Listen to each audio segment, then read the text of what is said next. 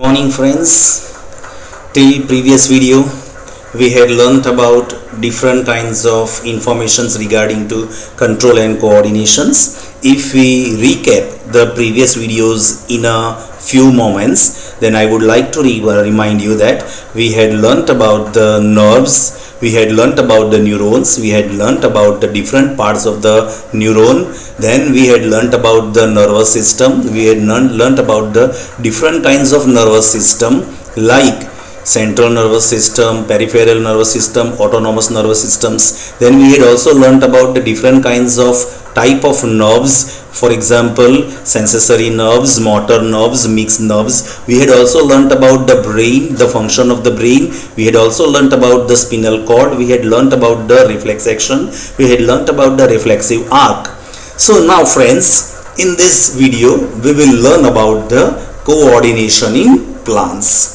So if we discuss about the plants, the coordination in plants is little bit different than the coordination of in animals.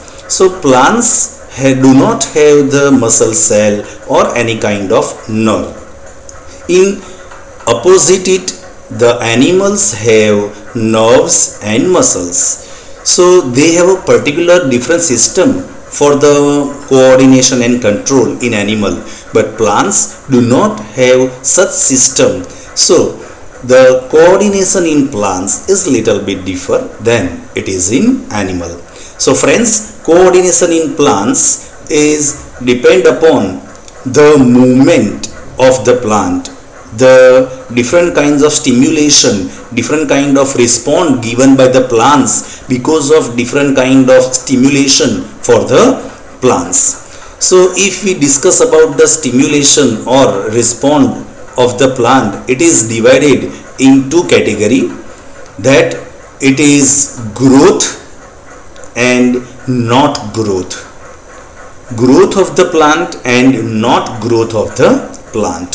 So when the stimulation occurs, stimulation apply on the plants, then if it grows, it is a different kind of coordination, and if it moves only, it is a different kind of coordination. So step by step we will learn all both the types of coordination in plants. So first we'll learn about the growth. Regarding to the growth of the parts of the plant, it is called tropism. When the stimulation occurs to the plant and plant grows in a particular direction, it is called tropism.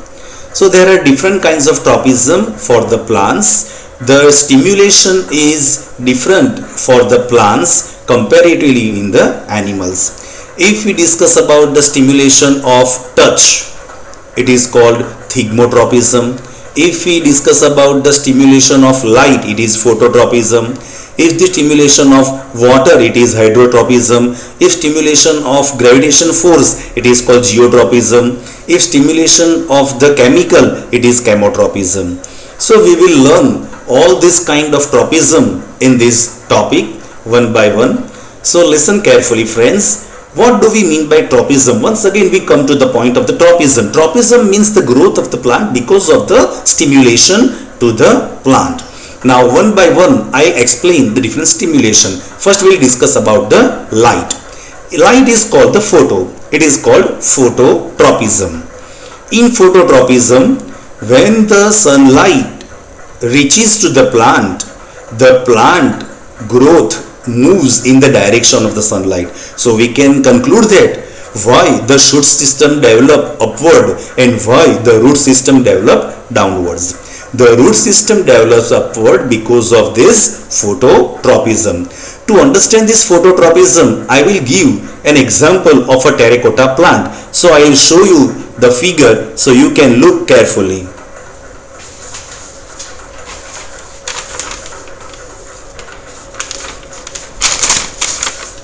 Here I have shown the figure. You can see this figure. Here it is a potted plant. This plant is covered with the box, but this box has one side open window. Through this open window the sunlight rays enter into it. So when the plant grows, the stem moves into the direction of the sunlight. Can you see this stem moving towards the sunlight? It is called phototropism. Here we can say there are two parts of the tropism. One is positive tropism and the other is negative tropism. To understand these two words, we will learn about the direction. It means if the growth of the plant in the direction of the stimuli, it is called positive tropism, and if the growth of the plant is in the opposite direction of the stimuli, it is called negative tropism. So we can see that here sun is upward. So if the growth upward, it is called positive phototropism, and growth downward, it is called negative phototropism. From this point we can conclude that the growth of the stem in phototropism is always considered positive, and growth of the root in phototropism is always considered negative. So friends, it is about the phototropism. You see in the figure, this root move downward, so light is upward and root move downwards, so it is exactly in the opposite direction. So growth of root is called negative phototropism, and here growth of stem upward and light is also upward, so it is in the direction of the stimuli, so it is called positive phototropism. So next is gravitation force. If we discuss about the gravitation force, we know that the gravitation force is the pull force and it will be the downward direction. So it is called geotropism. From this word we can say that if the growth of the root is downward, we know that, so it is called positive geotropism, and growth of the stem will be upward, so it is called negative geotropism.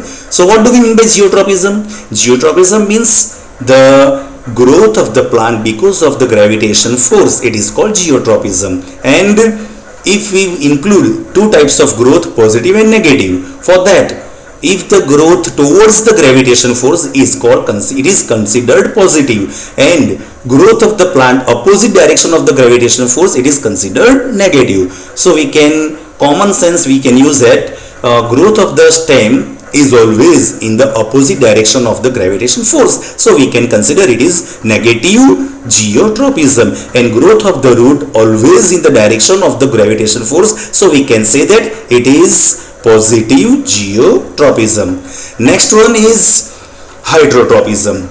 We know that in the soil, in the deep of the soil, the water molecules are stored, so root moves in the direction of the water.